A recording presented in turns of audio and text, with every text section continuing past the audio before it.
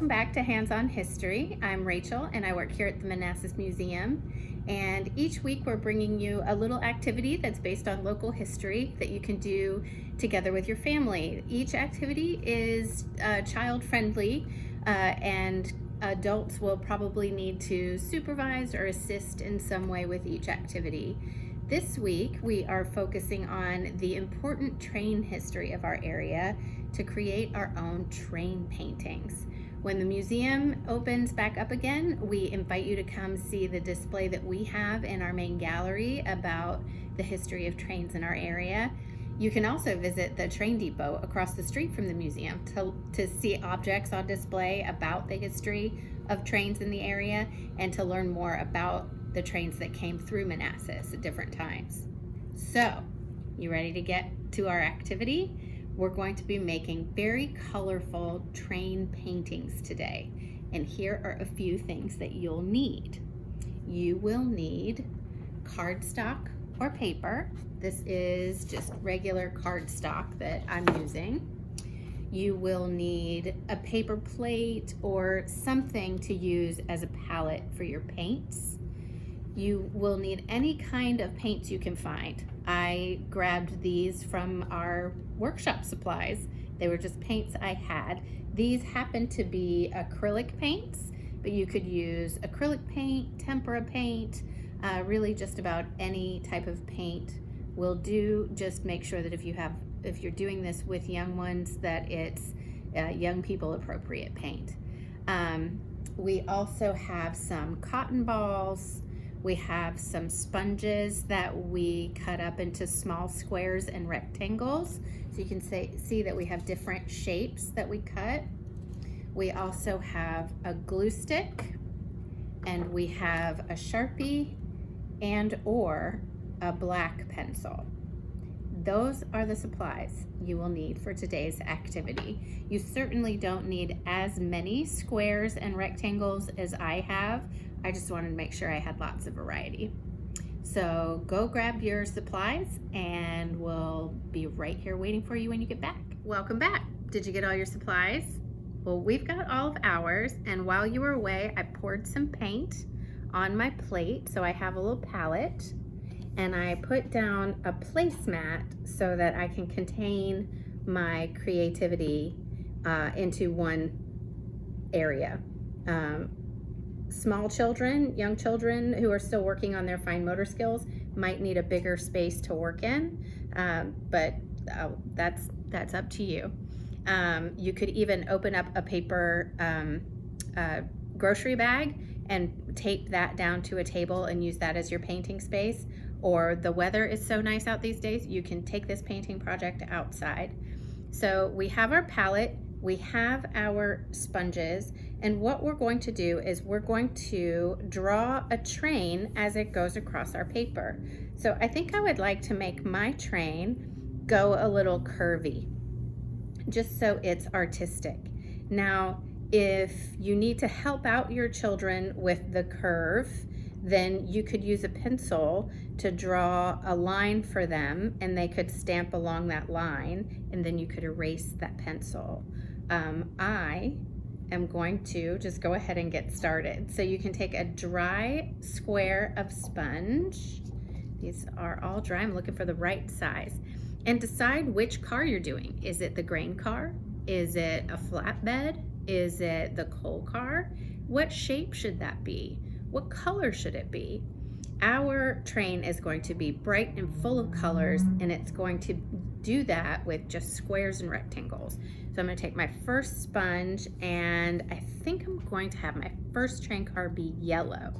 So we're just going to get yellow paint all over the front of that sponge. Make sure to get it all over the whole square. And then I'm going to so make sure it's good and coated. And then dab a little bit of that excess paint off, because we want to create a little bit of a texture. So now it's just a matter of, where do I want my bright yellow train car to go? I'm just going to start right there. And you don't really need to press it. Just make sure that all four corners of the sponge touch it so that it has that nice rectangle shape.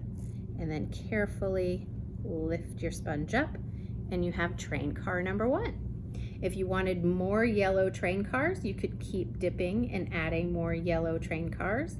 I'm going to let the yellow rest and move on to a very square train car. And we're going to make this one blue. And again, we're going to make sure that we get all the four corners of the sponge covered with paint, like so.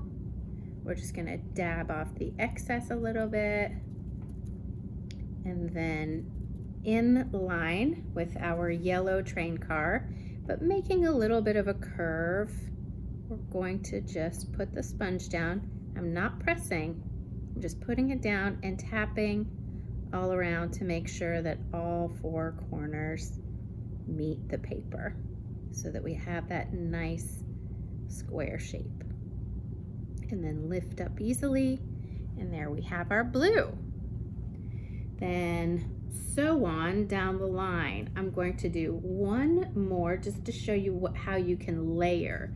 So maybe this will be our engine, and we're going to make our engine car green, and we're actually going to use 2 sponges. So I'm going to get paint on my sponge. I'm going to dab it off. And then I'm going to put it on paper. Make sure that all four corners meet the paper. So I'm making a good rectangle. And then engine cars often have a stovepipe looking top to it. So I'm going to take another longer rectangle, dip it in my green paint, make sure to get the whole sponge covered with paint, and then I'm going to layer one rectangle on top of the other to give it that height. And again, you're going to make sure that all four corners of the sponge get on the paper, and then lift. So that looks like our forwardmost car, our engine car. Should we do a little caboose? Let's do a little caboose. I actually didn't leave a whole lot of room for a caboose on my paper, did I?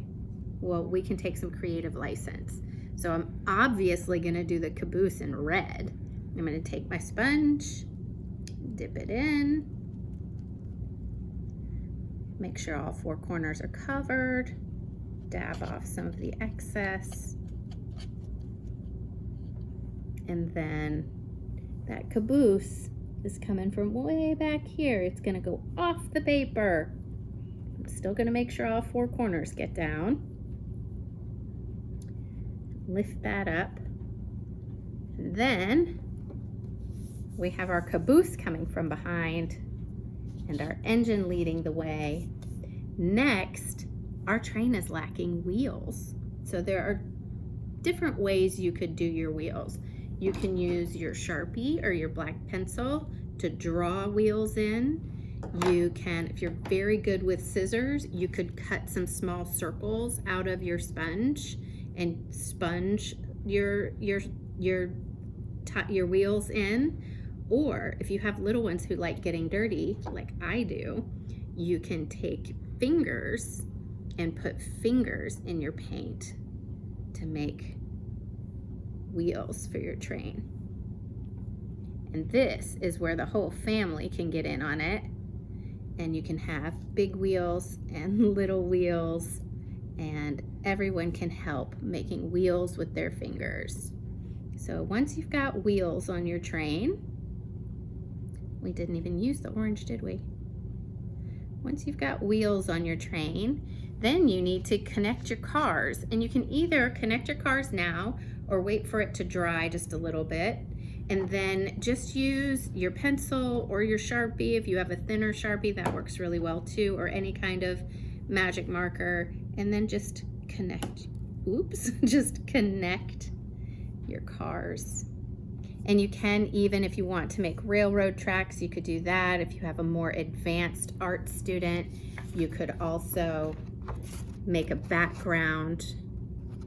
If you have glue stick and cotton balls, and you imagine that this might be a steam train, you can put down some glue stick and add your cotton balls. And now we have a puffy steam train. So there you have it. You could even add a little paint to your steam if you want to give it even more texture. So, and there we have our colorful train painting. Enjoy.